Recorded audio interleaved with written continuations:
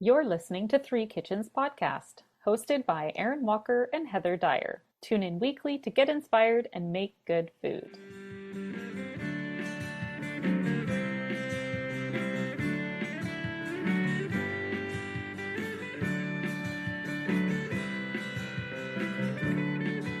Okay, welcome to Three Kitchens Podcast. We are your hosts, Heather and Erin.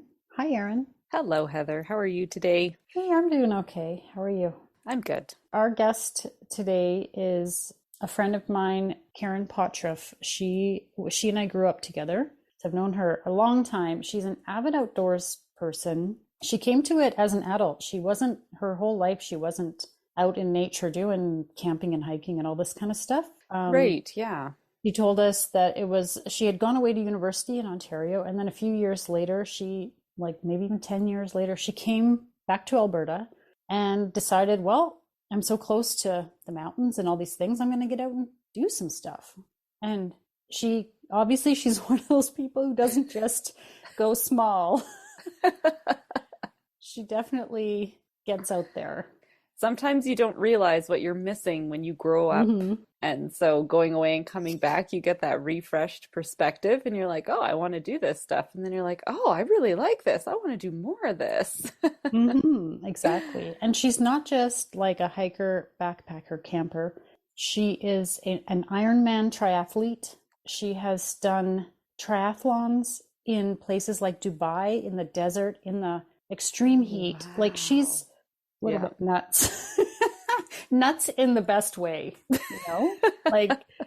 and so we invited her to come and talk to us about packing food for day hikes and backcountry camping. Mm-hmm. Yeah, she had some really good recipes for some high protein snacks that are like the no bake freezer kind. Mm-hmm. I really like having those when I'm out. And even just running around the city, when you're running out and doing stuff with kids, even if you're not hiking the Great Divide or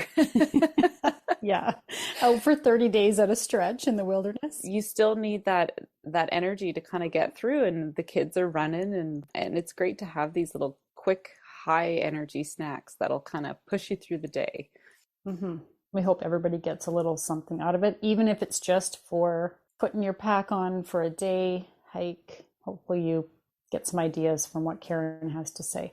But let's talk quick about a couple of these protein bar recipes that she shared with us, because we've made 3. I made 2. Yes, you went and took on 2 of them. Thank you. And you made 1. And I think out of the 3, 2 of them were quite successful. Would you say? The other one was, I had some trouble. I don't know. Let's get the beets out of the way. The beets. Okay. This is the one that didn't work quite as well as I expected it would. So you've essentially got puree, like a cooked beet that you're going to put into a bar that you make with coconut flour, and you've got dates, cashews, cashew butter or peanut butter, beets, coconut flour, sea salt, and cinnamon. There you go. And it's supposed to form a bar. Mm-hmm. The problem I had, I don't know why, but they wouldn't hold firm. So I tried to form them into balls. I tried to make them into bars. And I put chocolate on them because I thought maybe the chocolate will kind of hold it together. I did like a chocolate coconut oil mixture. I tried that, and I tried chocolate with butter.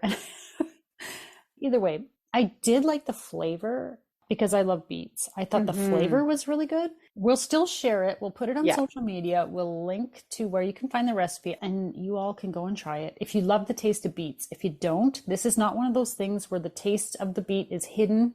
No. Like a beet brownie where you don't taste it. No, this is beet flavor. Is beets. Yeah, but it was good. It was a great flavor. Yeah. It's just, I don't know how you'd pack it. It wouldn't hold up in a backpack. Karen? No. What's your secret? We have some questions.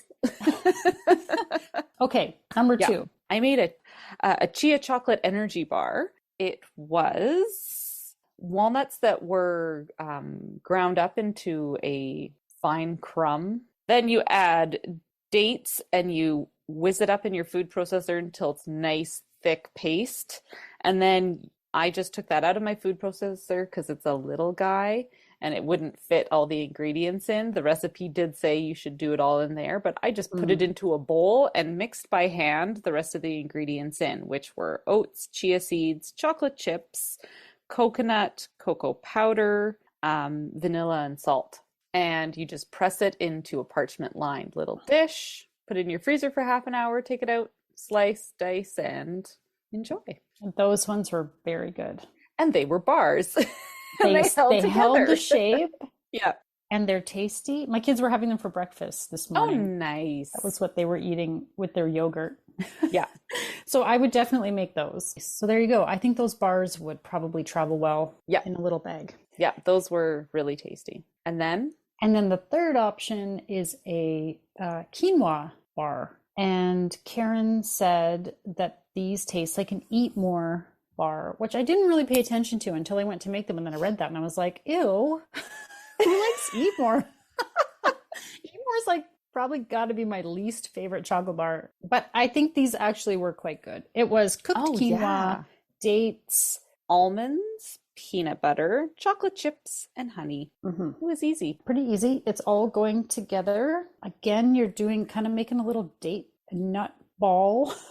Kind of, you know, when you put it in the food processor and it kind of ends up being a ball, and then you're going to mix the other stuff in with that. Yeah, then it said form into bars. And I was like, I formed them by hand into like little bars, where I should have pressed it into a pan like you did, but there was really no instruction. And I wasn't thinking, this happens to me, everybody. I do too many things at one time. I've got things on the go. I was making dinner. I was making bars. I was doing all that. So I formed them into little bars. They ended up not looking as awesome, but they hold together. They do. And then I just put on top a layer of like a little chocolate kind of glaze that hardens a bit when you put it in the freezer. Yeah. I put that on top because as Karen says, everything's better with chocolate. She's not wrong. Nope, she's not wrong. And these I thought they're okay. I liked the chia one better, but I thought this one was passable. This one was good. I liked it as well. I thought that the chocolate on top, it was almost like fudge. Yeah, like, it was really kind of gooey. I was like, what did you do to this? Because I don't know why. This is like fudgy, and it went really well with those bars. So yeah, those are some good options. So yeah, enjoy this conversation with Karen. Thank you, Karen, for sharing your experience, and have fun hiking out there, everybody. Have type 2 fun this summer. Sure. Welcome, Karen. We're really happy to have you join us on the podcast. Thank you. Well, I don't know. This is I'm a little stressed. I'm like, oh my God, I'm not an expert. I'm like, well, to us, you are. You have gone out and survived and fed yourself, and you've come back to tell the tale. So I think you get a certain degree of expertise in that. You don't have to be an expert to share your experience and your knowledge. So why don't you tell our listeners a little bit about yourself and why you're here? We know you're an avid outdoors person. Why don't you tell us a little bit about that? All right. Well, I guess I never used to be an avid outdoors person. And it really wasn't until I moved back to Alberta, started hiking a bit more. And I think because I like challenges, and I was like, well, everybody's just doing these little day hikes. We'll start doing the backcountry in a couple of days. And it's like, no, let's go to more. And I didn't really realize that I would enjoy it as much as I did, especially after I did a 10-day through hike. And I was like, never again. I'm never doing more than 10 days or more than, I was like, 5 days is my limit. Mm. And fast forward a couple of years later, and I'm like, yeah, I'm going to go to the Great Divide Trail. Which is how long? How long was that? So that one was over 1,000 kilometers, but I only did about 800 kilometers. So I didn't do the entire trail because I didn't get enough time off of work to do it. So I was out for 38 days. Wow. So much for 5 days. Now you're doing 38 days. Yes. Maybe 10 is that like medium, not so good number. It has to be a few or it has to be many. No in-betweens. Yeah. And that's like the Great Divide, that's through the mountains, the Rocky Mountains, for anyone who's not familiar. That's not like just out for a walk. And it is actually very remote. Like I was chatting with a couple other through hikers that have done the hikes down in the States, Pacific Crest Trail and Appalachian Trail, which everybody sort of knows about. And they were just like, wait, you did the Great Divide Trail as your first? They're like, that is crazy. They're like, that one's really hard because there's like really no escape a lot. Like there's not a lot of escape routes along the way. And you went on your own. Yes. Crazy lady, I think. You're in good company. Crazy is always welcome here. Yeah. I may not join you, but I love the stories. I love hearing, and Karen does a thing when she does any kind of adventure where she tracks it on a map. Like maybe, is it with your Garmin or something? Yeah. Yeah. So then she sends a link out or puts it on Facebook, and we can all go, you can check in and like see where is she today and how far has she gone. And it's like, it's crazy, but it's fun to follow. But I have to say, I don't think I would have done that if COVID hadn't hit, because I love to travel. Okay. And all of a sudden I was like, well, I guess I'm stuck in Canada. What can I do? And that was on my list to do. And I kept thinking I was going to do it when I retired. And I was like, well, I might as well do it now. Got time. Can't go anywhere. Yeah. And yeah. Yeah. Because you've done some adventures overseas too. Done a little bit of hiking and stuff overseas. And yeah. Last year you went to Spain. The Camino de Santiago. So that's about 800 kilometers. So that was going from Saint-Jean, I always get this wrong, Pied de Pont, or is it Pied de Port? I don't know. It's either a bridge or a door. I can't remember. You're going to Santiago de Compostela. And so you just follow a little route. But that is luxury travel. Okay. Yeah, it was pretty much you just hike for a bit, go have coffee, go out again, have some lunch, have a beer, just keep going, have a bed at the end of the night, end of the day. Oh, that is nice. Not as remote then as some of the Canadian adventures. No. That sounds more my speed. Somebody to cook for me at the end of it. Yeah. It's the bed. And the bed. That's true. Totally true. Well, why don't we talk a bit about day hikes and what are we packing in our packs for snacks and lunch? We can come up with some good ideas for people, maybe things they haven't thought of. I know you could put a peanut butter sandwich in your bag, but what do you like to pack in your bag for let's say you're going for the whole day? All right. Well, there's wine in the bag. Oh. So there I have a platypus. So you don't actually take a bottle of wine with you. You transfer it to the platypus. Less weight. Nice. Doesn't break. And I've also really enjoyed, sometimes I'll take a little charcuterie with me. So some meats and cheeses and some breads. And so it's really nice if you get a really nice location to sit, have your wine and your charcuterie. Nice. Wow, this is really upgrading the peanut butter and jelly sandwich. Totally. Heather just alluded to. Toss that out. I like this a lot. We may be hiking together more. We've hiked before. I don't remember us having charcuterie or wine. No, not on that one. No. No, not that one. And we've hiked other times too, and I don't remember that. But we'll have to make that happen. Yeah. For those day hikes, because then I can actually make some stuff that, you don't have to worry about it going bad. So then those things do like my own little protein balls or energy balls or thing. Ooh. Do you have a favorite? What do you put in the balls? I have like a really easy go-to one, which is this peanut butter, dates, and protein powder. Mix them up and then make them into balls and then throw some cinnamon on top. And it keeps well throughout the day. Yeah, that sounds good. How do you choose your protein powder? Because I've never bought a supplement like that before. I've bought protein bars for camping or hiking, but not ever the powder to cook with. Yeah, so I usually will go with, I get the unflavored one. So I'm just not a fan of a lot of the flavored ones. You can sort of taste that fake sugar kind of taste. I'm right there with you. I hate that.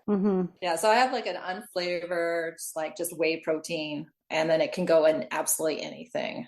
Like I even put that in oatmeal, if I need some extra protein in the morning for like the backpacking sort of things. But yeah. It's a good idea. Another, like I've also done things like where, like not using the protein powder, but using sort of the coconut flour or almond flour and stuff. Yeah, I haven't done this one in a while, but it's been like with beets, so roasted beets and mixing it up, and then you have like beets with coconut flour, and I can't remember some other stuff. Oh, that's interesting. I would not have thought of beets. Is it kind of like when you put like beets into a brownie or something? A bit, yeah. But you do taste more of the beet. That's cool. Yeah, and quinoa is another great one to make the energy bites and protein bars. So I have one that it kind of tastes like an Eat More bar. Mm. So it's like quinoa and dates and almonds and peanut butter and then drizzle chocolate on top. And yeah. Mm. And so you said you make those only when you're doing day hikes because of their keeping? Because I wouldn't want to really do it on past, I don't know, 3 days kind of thing, like outside of a fridge. Oh, Like I'm not sure how well it would keep. Mm-hmm. Yeah. I mean, it does get chilly at night in the mountains, but risk adverse because I'm like, well, I don't really want to be sick out here. No.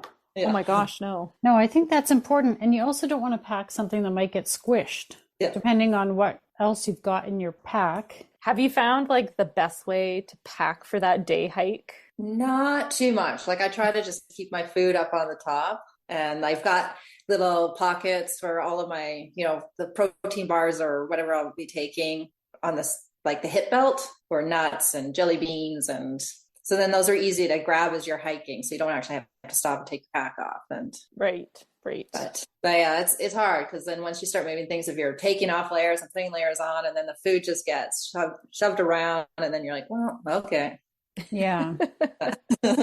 And you don't want to have to pack everything into like boxes. Maybe for a day hike, you could. Yeah, I suppose. No, a little extra weight, but.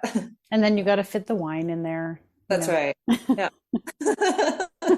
Yeah, I'm trying to think. A lot of times for day hikes too, I don't usually like do a lot of stops for lunches. So because most of the time I just snack. Like I have a whole bunch of snacks, and I just keep eating different things along the way, like every hour, an hour and a half, and unless your plan is to like hike to a beautiful spot, have your picnic, and then hike out. Yeah. So then I also love, like, there's these pouches of tuna that you can get, and so those are really good to take with some pita and make up your sandwiches there, or even like just throw in some hummus in and like some dips, and like day hikes too, I'll throw in some fresh veggies, a crunch in there, and yeah, that's a great idea. And then I always pack an extra meal, like not an extra full meal, but extra food in case I get stuck out there. So in case something comes along, then I've always got some extra food to last me for the next day, or until somebody can come rescue me. Yeah, that's, I guess, something to think about.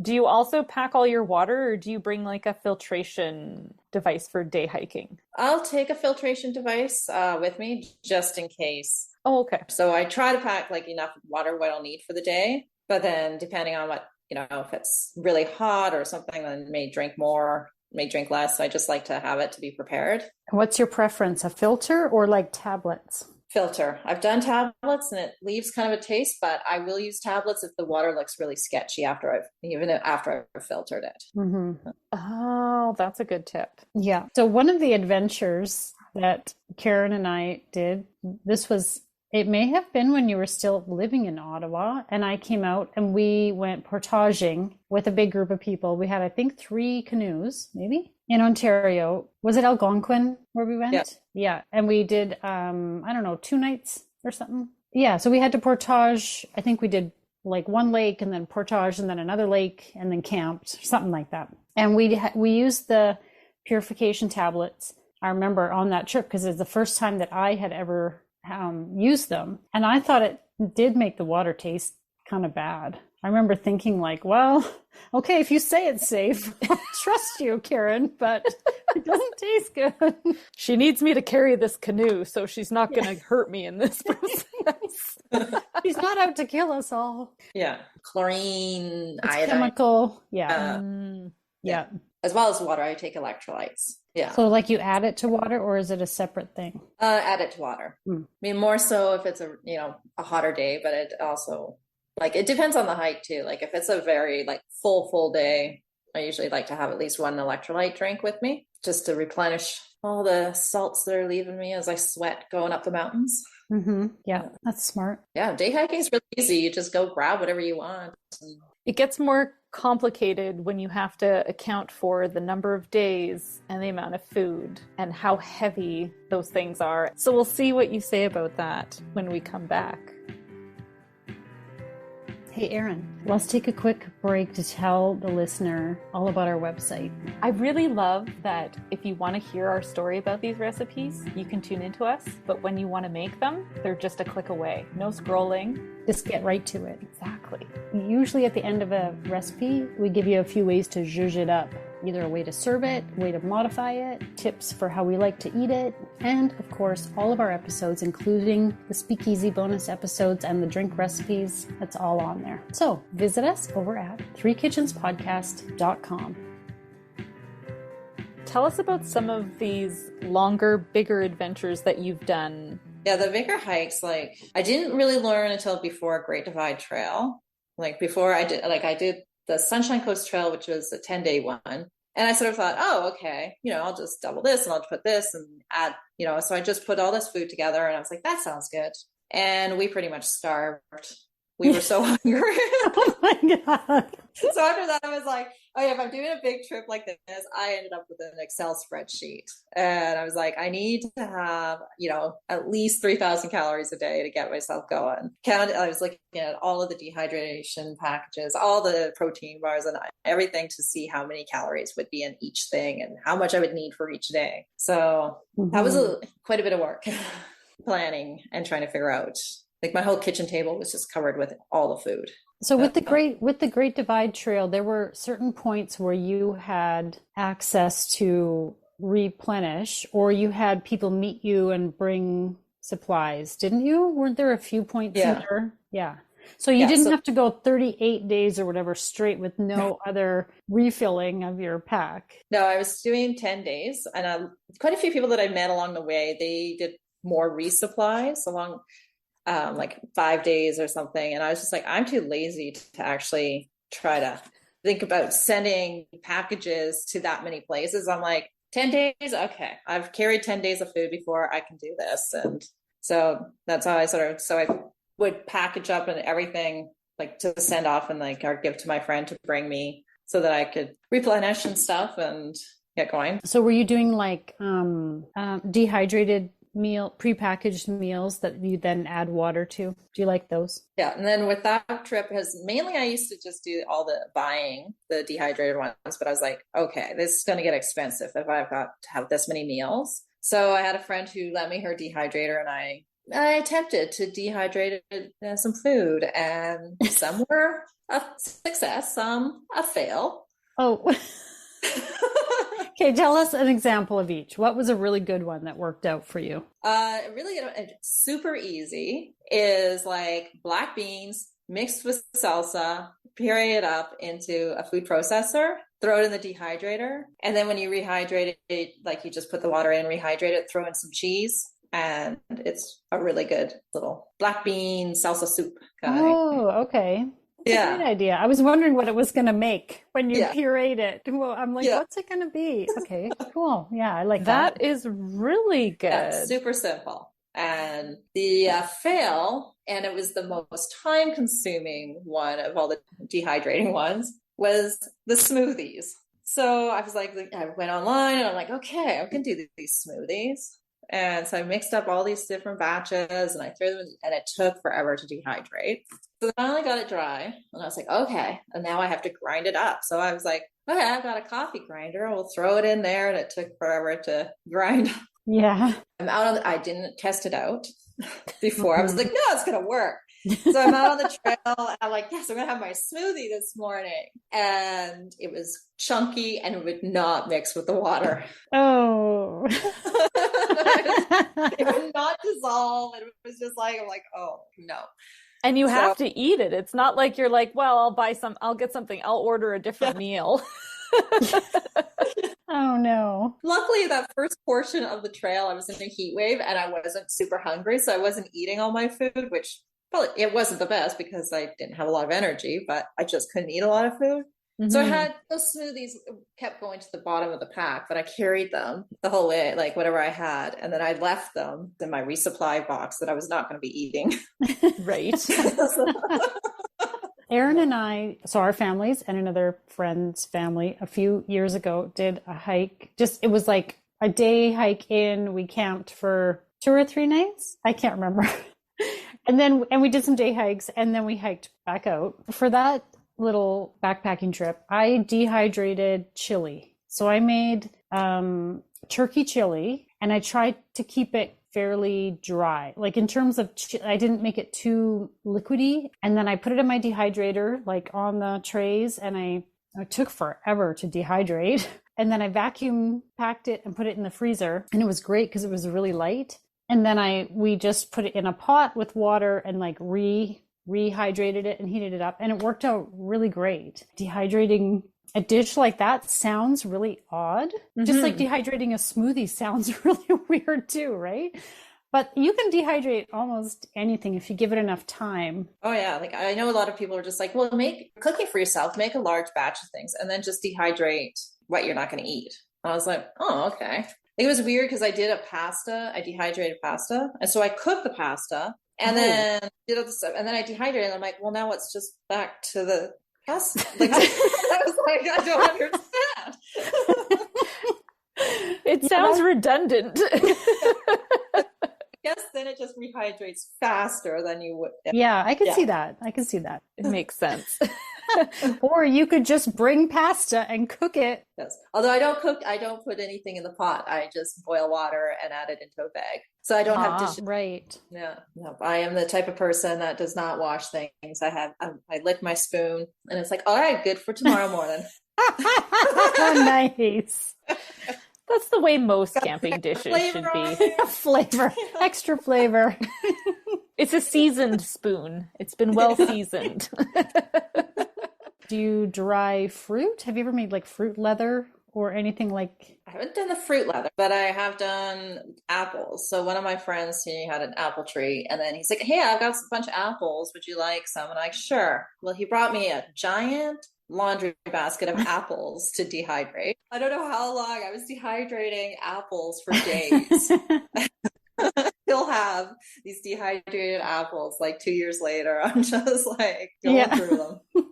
And I've also pouches of almond butter that's mixed with chia seeds, and they're like so they're not in jars. Yeah, and a lot of thru hikers that I've met that do these big treks and stuff, they carry in like peanut butter, olive oil, and or the extra calories. Olive oil. I wouldn't have thought of that. Yeah, throw olive oil on everything. Yeah. Interesting. Yeah. So I do the mashed potatoes, dehydrated mashed potatoes with everything. Oh, I've never thought That's of that. That's a great idea. Yeah. And then I'll throw in you can throw in chili powder into it to give a little flavor, some garlic, or, I'm throwing in like chicken broth into it. And then I always take like a block of cheese, like a block of cheddar cheese with me. Okay. Yeah. I've had it last for about 10 days. It gets a little sweaty if it's hot, but I'm like, keep adding it to things. Mm-hmm. Yeah, that's good too. That's a good idea. So when you're packing for these long-term trips, what's your best strategy? Yeah, and I haven't really mastered I have one food bag. So it's like a bear-proof bag. It's called a Yursak, and then you put a scent-proof bag inside of that. So you've got those, but then you usually have to dig to the bottom. So I try to do big Ziploc baggies, kind of like here's dinners, here's snacks, and then try to organize it. And in the evening, I prepare what food I'm going to have for the next day, and a little baggie kind of thing that I will throw into my bag outside of that. So it's always sort of organizing either in the morning or in the evening after I've done things. I find even like we camp with a trailer, which I know is nothing like what we're talking about here, but whenever we're going for, even if it's 3 days, I write out in advance, okay, first day, dinner, if we're arriving at dinner. Next day, breakfast, lunch, dinner. What are we eating and what are the snacks that I've got?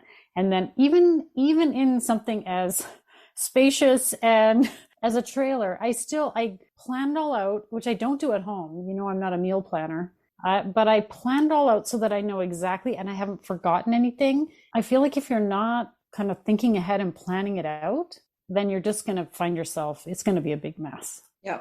And more so when you're with a backpack. Yeah. But is there something that you always like to pack as like your luxury item when you are doing those longer treks? I heard her mention jelly beans. Yeah. Jelly beans are definitely, because they're heavier. Mm-hmm. They don't melt. and they're just so tasty. And they have to be jelly bellies, though. Oh, okay. Gotta have all the flavors. Ooh, Do you eat the popcorn ones? I'll eat all of them. really? There's none you don't like? Some of them are so awful. Yeah, there's a few, like sort of the darker colored ones. I can't remember which ones, what flavors they are. It's just like, no. The fun thing about that though is like if you're tired, it's toward the end of the day and you're just like, oh, I just want to finish this leg of the hike or whatever. I'll just start popping jelly bellies, and the surprise of like, what are you gonna get is like kind of keeps your mind occupied, right? I like that idea. And if you get one that you don't like, it's just, misery loves company. I hate this flavor. I hate this hiking. It's raining now. It's raining. Yeah. Yeah, the jelly bellies and the cheese and coffee. Oh, that's a necessity. Yeah. That's not a luxury. That's right where I was going next was, do you pack coffee? Yes. If you said no, I'd be like, who are you? But there are times that I'll just get up and go without coffee. But I do the instant, or there is like on sort of weekend trips, I have the AeroPress so then I can have a real coffee. Mm-hmm. And then actually I discovered this company, this Albertan company, that they make coffee that's in like these tea bags. So then it's just, you steep it. Oh, that's smart. Yeah. I would only take it on a weekend trip because then you have to carry out the bag. Oh, that's true. Yeah. That's another consideration when you're choosing packaging and... I wish I had thought of this and found out about this before the Great Divide Trail. So it was like taking the pre-bought dehydrated meals, removing it from the packaging, putting it into your own little Ziploc bags, even like the compostable ones, which are lighter. Oh. And then I just get a silicone zip. So I pour that into there and have my meals, all that garbage. And it's much lighter and it packs better into the food bag as well. Oh, that's a good idea. That's your dish, pretty much. That's your cooking pot. So instead of packing like a dish or what, just pour the water into that. And and then the key is just mark what that is on the baggie when you transfer it out of your bags. Unless you just want a surprise. Yeah. And like how I don't like doing dishes, I just rinse out the silicone bag and then it's like, all right, that's good. It's washed for the next day. It's great. So Karen taught me a term, and I think it was called type 2 fun. Yeah. The idea is that at the time, you fucking hate it. It's awful. You're having the worst day. It's like, why did we ever do this? I hate this so much. And then later, maybe a few days, maybe longer, as you look back and you think, okay, I can appreciate that. There was some fun there. Like something about it was fun, but only in hindsight. Only with some distance from it, and probably only while thinking I'll never do it again. That's type 2 fun. I'm a fan of type 2 fun. Something about building that resilience. I don't know. Mm-hmm. Well, some of us want to go back and do it again, Karen, Erin, and some of us will just camp in our nice cozy trailer. Heather. Well, thank you so much, Karen. This has been fun, and hopefully our listeners have learned a few things about packing for day trips and camping trips. I love chatting about things like this. Yeah, and I can't wait to follow along while you're off on your adventure. I'll be following from comfort of my home or my RV. I've never used protein powder and made my own stuff, so I'd like to try that out. I will dig them up and send them. Awesome, thanks. Okay, everybody, go out and have amazing adventures and tell us how it goes. Plan a summer of type 2 fun. And now for the fine print. Join us over on the socials, Facebook, Instagram, and YouTube, and on our website at threekitchenspodcast.com. Remember, when you like, follow, subscribe, and leave a review, it helps more people find us. Thank you so much for listening. It is intense at the end. Oh, good. Thanks for confirming my fears.